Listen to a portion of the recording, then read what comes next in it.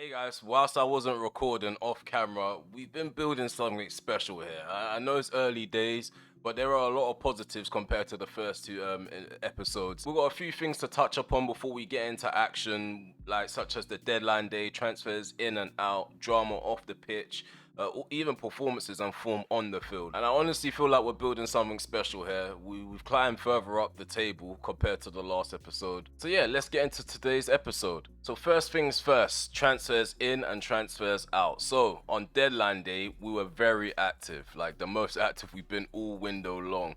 We managed to secure at least 5 signings. Okay, my maths was about to go pear shaped, but yeah, we confirmed 5 signings. Sorry again about waffle. I tend to waffle a lot when I play this game.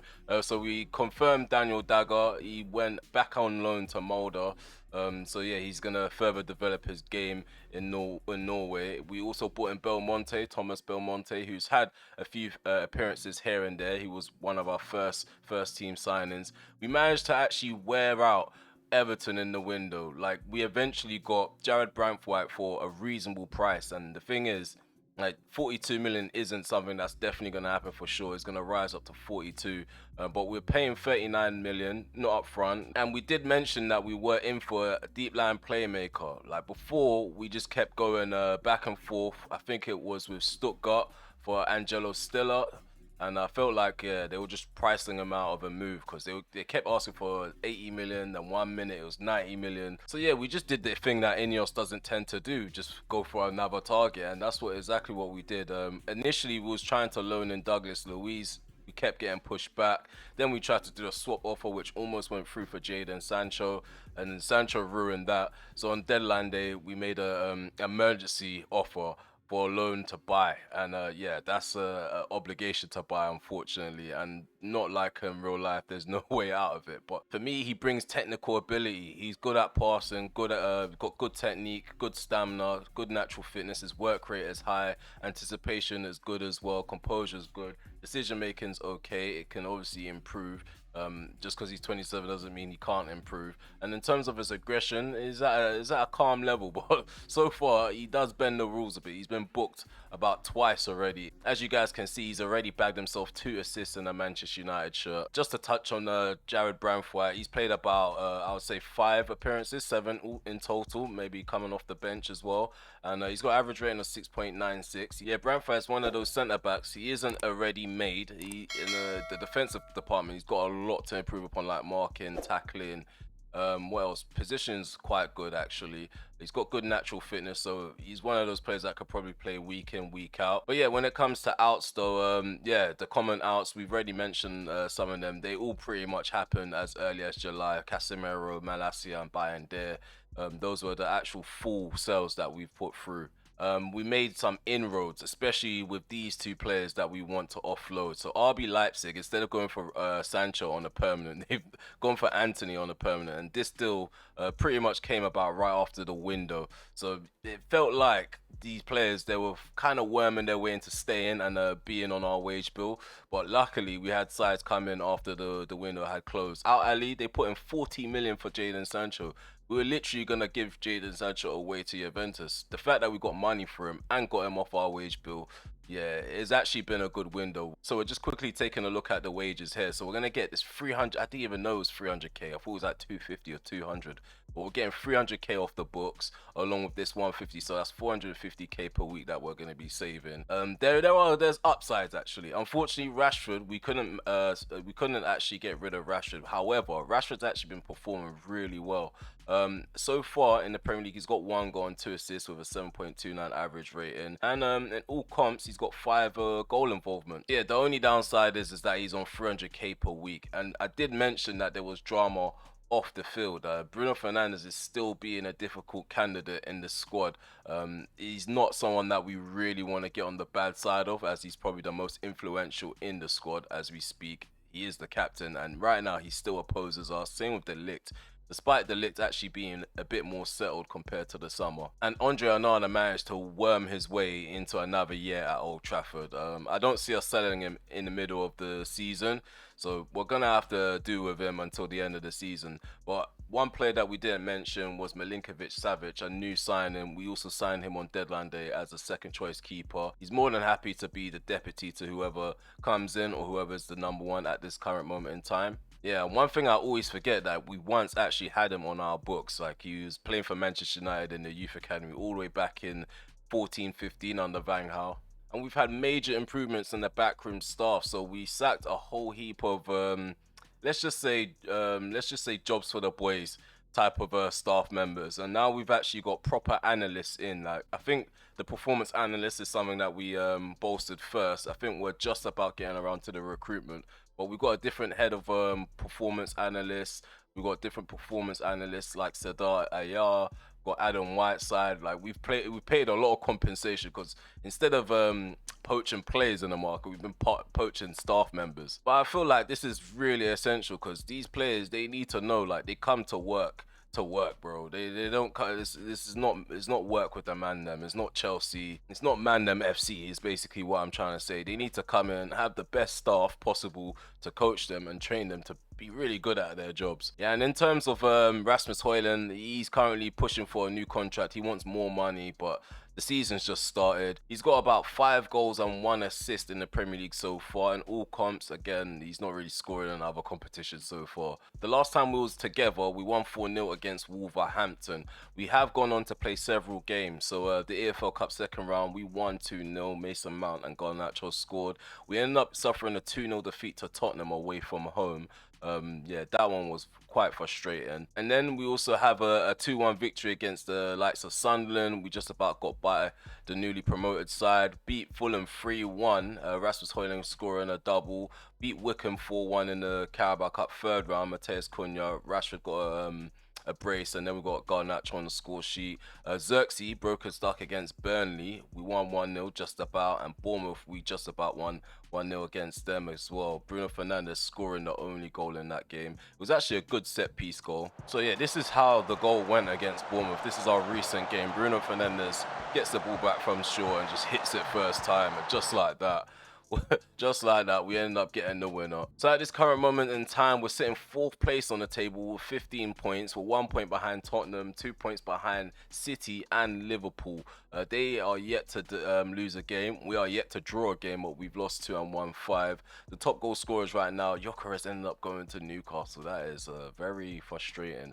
Newcastle actually breathing down our necks, 2 points behind us. So yeah, we're going to be facing up against West Ham United, 19th place West Ham United, to kickstart this episode. We already got our team selection going into this next game.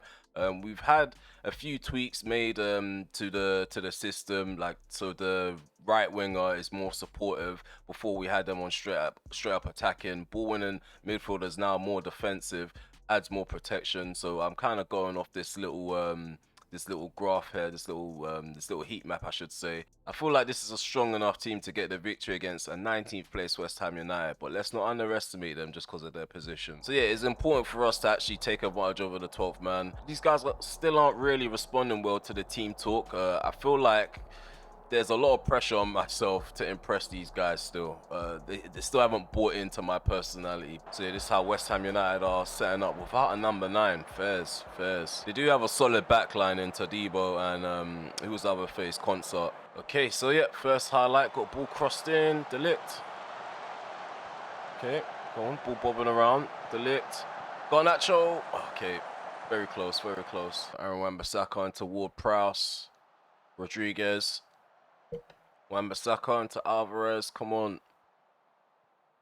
I just want to see some better closing down in the middle of the park. They shouldn't be getting a free shot off like that. It's quite interesting to see the tactics being played out. So it's going to be slow build up. Douglas Luiz, Garnacho, go and get forward. One show for the ball. Give him some support. Diallo, go on Diallo, whip it in. He whips one in. Rashford! Marcus Rashford, 4th goal, in the 14th minute, I should say. That's another goal for Marcus Rashford in the Premier League. Diallo gets an assist, leaps up, out jumps Wan-Bissaka on that back post. Okay, we're 1-0 up now. We're in a good position. 15th minute, we took the lead. We've got a few notes made by the analysts themselves. We're struggling for possession in the opposition's half, so maybe we need to be a bit more controlled with our decision making. I think I could probably slow down the tempo and see if these players will adapt to that a bit better. I do want us to get a better hold of the midfield battle, so I'm going to let them know I'm disappointed with that. I'm just going to encourage the forward line. Okay, so we already worked the ball into the box. The only thing I can do is probably slow down the tempo and do shorter passes. So far we've got Bruno on a 6.5. He will get pulled off. So we're going to bring on Cunha, play him off the right-hand side instead. Oh, good interception, Branthwaite. He reads the game very well from the looks of it. Fernandez, Agate. Oh, that's a ball. That's a ball. I didn't even see that landing right in front of Højlund. I thought he was going to flash it out to the right-hand side. Rasmus Højlund, in full confidence, takes it in his stride and puts it away. We're 2-0 up against the Hammers. Okay, we brought on our last changes, so Belmonte's on, as well as Dorgu and Xerxes. Come on, Dorgu, Branthwaite, to De Ligt.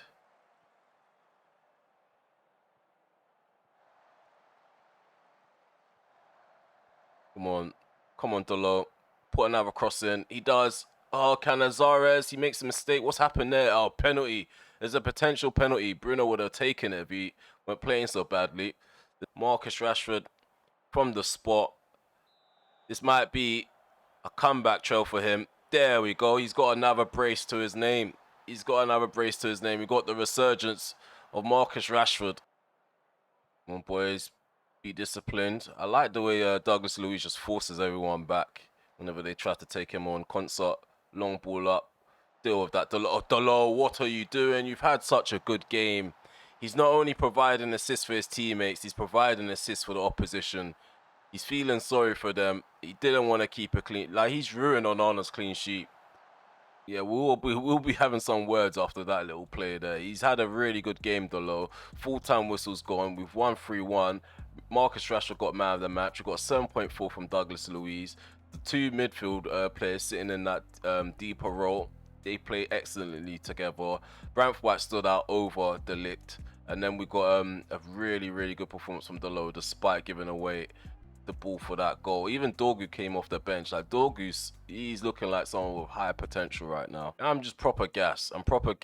We started the season off with a difficult set of games. I feel like Wolverhampton, it did breed confidence into us, and then Tottenham kind of dragged us back down to reality. But since then, we've been on a run. So yeah, that win takes us to the top of the table temporarily. I just hope that Liverpool and Man City end up dropping points. So yeah, I need to reiterate, the goal for the first season isn't to compete for the title. If anything, it's to bring in domestic silverware, whether it's the Carabao Cup or the FA Cup. I might just do a Ten Hag, bring in the Carabao Cup minimum. That's the requirement. Carabao Cup minimum. Like, what is Graham Potter talking about? Like, if you want to beef me, yeah, beef me with facts, because I ain't trying to play no mind games. I'm minding my business. I've been like that since I got this job. Yeah, Marcus Rashford, like I said after he scored the penalty, this might be a resurgence. It might be. Let me know in the comment section below, what do you guys think? Do we stick by the man, Mr. Manchester United, or do we cash in on him? Like, is this a good sign? Meaning he's going to attract clubs that actually want him, like, and they're gonna actually bid top dollar for him, top pound sterling. Well, duh. Of course he's not gonna get called up. He's not playing games. Like, the guy's silly. I don't think he can join Al Ali until when is it?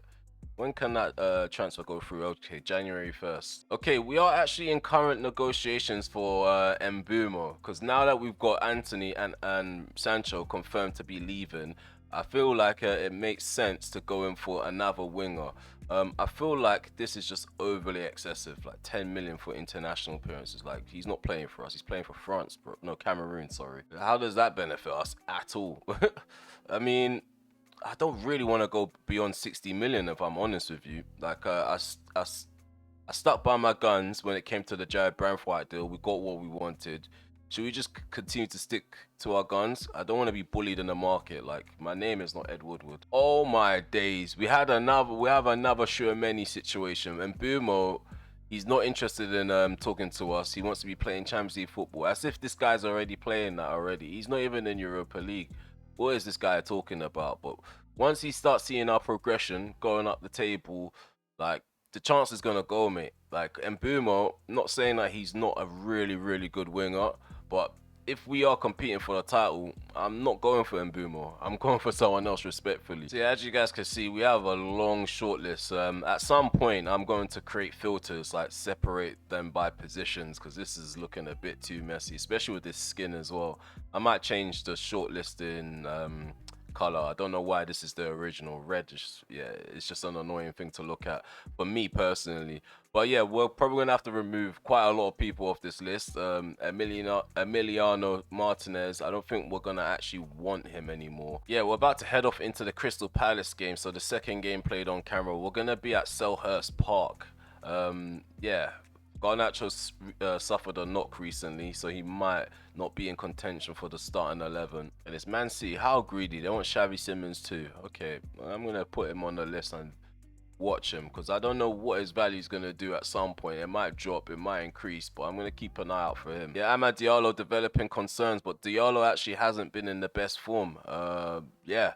He's got himself a few goal involvements, which is good. It's calm, but there were a few games where he put in stinkers, and we had to sub him off because he just kept giving possession away. So we're gonna give him time to gel into the system as well. But him asking for all of this game time is not gonna help. But yeah, there's gonna be new playing times set in place, like more realistic ones. So I'm not trying to receive all these inboxes unnecessarily and have a group of players inbox me like it's a team meeting, like it's an intervention, bro. Like, your job is to play for Man United, train well, and work hard to get into the first team. All this crying, like they earn way too much money to be crying. Yeah, you guys could probably tell I can waffle. And the peak thing is, the maddest thing is, yeah, when I'm editing this, like I deep it, like I'm literally talking to myself until someone starts watching the video. That's when all of this waffling means something. Like at this point, I'm just waffling to myself. I'm a psychopath. But yeah, for this next game, Bruno Fernandes, I can't lie, I haven't got the patience, you know. I just feel like it's a wasted substitution, him starting the match and then him not really contributing. Like, you need to figure out, do you want to go to Real Madrid or do you want to stay and get Man United back on top? Because like, he's not helping at all. Like, don't get me wrong, Bruno Fernandes, he still plays well despite being unsettled. So yeah, I feel like the expectation is increasing right now. I'm just gonna make it clear that I expect nothing but a win. We're on a good run. This is what we should come to expect from Manchester United players. And it's not like we haven't already got a good squad on paper. Like, these players, I don't know what's happened in other systems, but they play like they don't know how to play football. Right now, they're playing like a really good team, like a good unit. Rashford, Mateus Cunha, and Garnacho for now seem to be the best partnership right behind Rasmus Højlund. Okay, so I'm assuming we're attacking to the left, they're attacking to the right. Oh no, we're attacking to the right, they're attacking to the left. This kick clash is awful. So it's Adam Wharton on this indirect free kick. Ball comes in. LaCroix doesn't get clean connection to it. And Nketiah, shot blocked. Ooh, there's another shot by Nketiah. It goes wide. So yeah, Man City ended up winning their game. Liverpool, I'm not too sure if they played just yet, but let's demand more from these players. Douglas Luiz with the cross doesn't transpire into a goal. So yeah, we're kind of getting a feel for the game for now. Ugarte. Oh, good first touch by Cunha. Garnacho. Ugarte. Douglas Luiz, he's got a knock. Hopefully it's not serious. Luke Shaw, go and whip it in. Rashford. 6th goal in the campaign. He's probably one of the top goal scorers in the league as it stands. But look at that overlapping run from Luke Shaw. Like, when he's having a good game, when he's having a good day, like, he's just unplayable. And Rashford is moving like a poacher on the left-hand side. Ball comes in. Oh, we should be doing better from set pieces. Mark Gay equalizes. It's 1-1. The Eagles have scored. Yeah, just reading the transcript, Delo's made another error. I just hope he's not going to be riddled with errors throughout the campaign. Short, patient passing. Mitchell, yeah, they're picking us apart right now. Rashford should do better with the clearance. The danger's still here. He didn't clear the danger properly. Luckily, they were offside. But we're going to make a few tweaks. So yeah, slightly shorter, high tempo. We're going to keep it there, play out from the back. So from the looks of it, Cunha's losing the ball a bit too often. We're struggling for possession out there. Yeah, we need a bit more discipline in the midfield. Luis still has that knock, so Mainu's going to come on at half-time or after the half-time interval. Cunha's not having a good game. We're going to persevere with him until maybe the 65th minute. Hopefully we can see an improvement from him. Yeah, positive bounce from the side, playing out from the back here. Mainu, no mistakes. Mainu's actually improved since that Liverpool encounter. Rashford just giving the ball away cheaply. Cunha needs to be pressing, not complaining. So here's Richards. Palace are just comfortably passing the ball around. Oh my days, so much space to be played into. De Ligt should be making the challenge there. Okay, Amad Diallo, switch things up for us. I'm gonna go attacking. See if we can get a surge for the last 12 minutes, I should say. Yeah, we made nothing of those 5 minutes. We only got goals in the first half. Rashford scored, and then Mark Gay a minute later equalised from a set piece. Yeah, we fell asleep around the back, and Diallo, yeah, he missed the clearance. In terms of Rashford, he was the only standout performer, and Luke Shaw, but I think Luke Shaw went quiet after the assist. I mean, we are going to get games like this. We're going to get games where we drop points, especially games where we should be winning. I'll just say simply not good enough. So it is good. It's bad news, but it's good news. It's bad that he's going to be out, so he's going to be missing training. However, he's got a bruised knee for only 2 days. He should be fit in time for the Carabao Cup encounter against Chelsea. Yeah, and apparently Atalanta received 2.5 million after that appearance from Amad Diallo. That appearance wasn't worth 2.5 million. I can't lie. He came off the bench, didn't really have an impact, and we've got more interest in Rasmus Højlund. So I'm just gonna hit. No comment. Okay, so we got some loan reports. So Sekou Kone, he set up a goal for Barnet in League 2. James Nolan, he actually scored a goal for Harrogate Town. So some of these youth players, they're actually going out on loan, doing well. We got more loan offers for the likes of Aiden Heaven. So York City, we're gonna go reject that. We're gonna reject this one. Yeah, there's particular sides that I'll be open to loaning Aiden Heaven too. But I feel like his development will increase and be better in the reserves, if I'm honest with you. Some teams are just not worth loaning players to. So yeah, we just praised Douglas Luiz for his impact since joining, and we're going to praise Diallo despite that last game he gave the ball away. I'm just gonna let him know though that last game was shocking. Let's say something. Defensively, no, why am I praising him? I need to criticize him. Okay, here we go. We're criticizing him. He weren't good enough defensively. Hopefully, that will be on the back of his mind. So yeah, potentially getting in a new recruitment analyst, not performance analyst. I'm just trying to figure out who's got the least attributes, and is this guy worth bringing in over one of these guys being sacked? Okay, 19 analyzing data 19, judging player 16. So I'm just trying to evaluate who is below the pecking order. I don't know, this Platt guy's been there since 2011. Like, I'm big on loyalty. I don't just want to get rid of people. This guy came from 2023. He would get rid of you, bro. Southampton, how many times have they been relegated? This guy needs to go, bro. Recruitment is awful. Okay, so we got Alex Otero. So our recruitment analysts have improved just by a bit. Yeah, with me, I'm big on doing all the background stuff. Like, I used to play this game and just pick up and play. Like, I didn't really do all the background stuff like the training, worrying about backroom stuff, and even the type of teams I used to build, like on older FMs. Like, it just didn't make sense. I weren't playing with a footballing brain. But over time, during the course of the campaign, we'll notice massive improvements, especially with the way that we play our football. Like, we're very careless in possession right now, and that's something I do need to try get out of our game, like just carelessly losing the ball. I don't think we really need to work the ball into the box too much. Slowing down the tempo will probably help them a bit, like stop them from rushing passes. Like players like Agate rushing passes in the middle of the park, right in front of the defense as well. So apparently Mateus Cunha has perfected the shadow striker role. I'm not too sure if we should keep him as a shadow striker.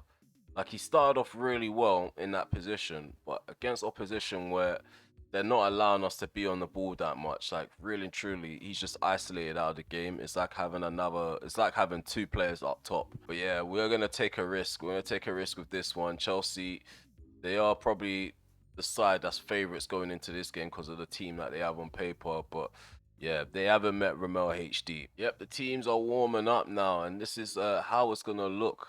Okay, us against them. I feel like I fancy us actually. I fancy us to get something out of this game. Euros starting always a good thing. Okay, we're getting a good reaction from the team sheet. Okay, let's just try to instill some sort of confidence in these players. We've got nothing to lose here. Okay, they've lost focus. I'm just bad at team talks.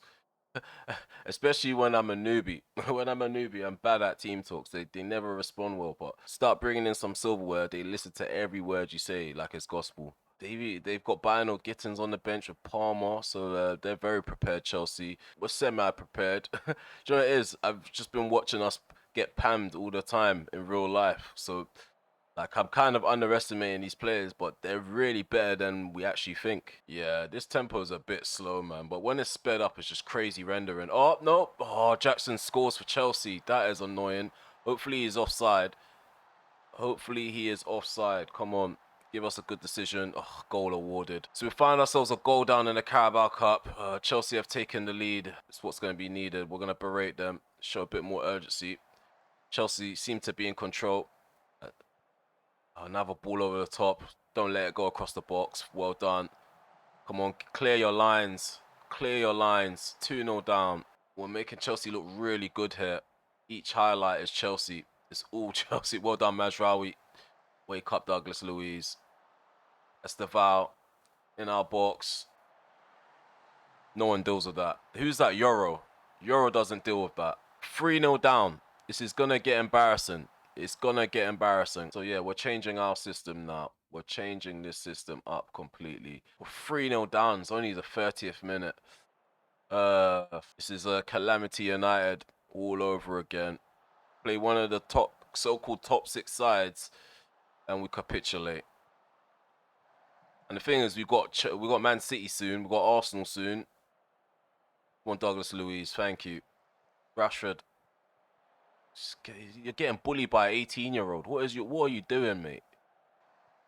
And then the ball's gonna get into Jackson somehow. The ball's gonna end up with Jackson. And then we still concede. It ain't even Jackson. Is another player under the age of 20. Come on, man. We're getting steamrolled by young Chelsea. These guys are very young for Chelsea to be playing us off the park like this. Bruno going down to ground in the penalty area. What's he doing? His head is gone. We're 4-0 down. So from the looks of it, we're going to have 2 poor results back to back. I know Crystal Palace was... Might have to hand in my resignation before I get sacked. 5-0. This Vanya guy, this goalkeeper, like, we took a gamble on him, and he's not repaid. He's not repaid anything back. Really, really horrible. There's nothing we can do to salvage this. Honestly, there's nothing we can do. We're not going to score 5 goals in one half. That's not been our mentality. Like, we don't just bang in bare goals. We work our way to scoring goals, and then goals start flooding in. When our players are like this, their heads have just completely dropped. I don't think there's any way to salvage this. Why would you bring on Cole Palmer? Now, I need to chat to Maresca. I need to chat to him. Because why are you bringing on Cole Palmer? You've done all of this without Cole Palmer, and you're bringing him on now. Come on, Rashford. Puts the ball in. No one's there to attack it. Go on, Bruno. Ahmad. Hoyland. Go on, Mazraoui. Ahmad. Go on, Ahmad Diallo. Go on, Ahmad. He goes for goal instead of passing it. That's what I mean. It's the decision making. There's 2 players in the box with you. You go for the shot. What is that? Now it's saying that he can't play as a shadow striker. What is happening, man? What is happening? Let's take off. Oh, we made so many changes already, guys. Don't want a man sent off. We don't need anyone suspended for now. Go Nagate. Oh, good ball. Good ball in behind. Just about missed the target. Oh, no, he makes the save. Hit the top of the bar and goes out. This Savage guy, he's a deer in the headlights. I sat here and dealt with this like a real man. We got a consolation. Cunha, he pulled one back. It's the kind of fight and grit we needed on the field from the start. But we've not had that. I think I'm done with Bruno. If I'm honest with you, I think I'm done with Bruno. Yeah, 5-1. We got pammed away from home at the Bridge. This is an embarrassing performance. I feel like every manager since Fergie has experienced a performance like this. And I just hope that we don't experience many more. The substitutions, they made a difference slightly. We got 7 from Martinez, 7 from Mainu, 7 from Ugarte, and 7.8 from Cunha. Maybe this wasn't the game to rotate. Let me know in the comment section below, what would you have done? In hindsight, it's easy to say this, but we were in good form going into this match. And Chelsea, I don't think they were in the best form. We're just going to make it clear. Unlucky, boys. Imagine someone selecting that. I'm just going to make it clear. I'm not happy. I'm far from pleased with that result. You can lose your focus. It just showcases your mentality, bro. If you think this is okay, you shouldn't be here. Yep, 5-star Chelsea triumph. That's the headline. That is the headline. Esteban, how old is this character? How old is 18 years of age? He's not even considered a 3-star player or 2.5-star player yet. 18 years of age, he played like that against us. They did not need Cole Palmer to do that. Yeah, this is how the cookie crumbles. Yeah, it's not going to be anything radical. Nothing radical. I think it's the best response, but there will be some changes. But yeah, I think we should end it here, guys. End it here. I know it's a negative note, but like I said, that's the way the cookie crumbles. We started off with a win, dropped down to a draw, and then dropped down to a defeat. Hopefully you guys will be joining me for the next episode. It will be up against Man City, Arsenal, and Newcastle. Most likely play this Chelsea game off camera. I don't want to get panned by them again on camera, but it is what it is. So yeah, at the end of the episode, this is how the stats are looking right now. Rashford and Højlund are joint top goal scorer in all comps. We've got decent performances from Garnacho. The top performer in the last 5 games right now is Luke Shaw, the low. We're going to ignore Anthony. I'll say Ugarte, Rashford, and De Ligt, but yeah, boy, that is a really hard pill to swallow, that last defeat.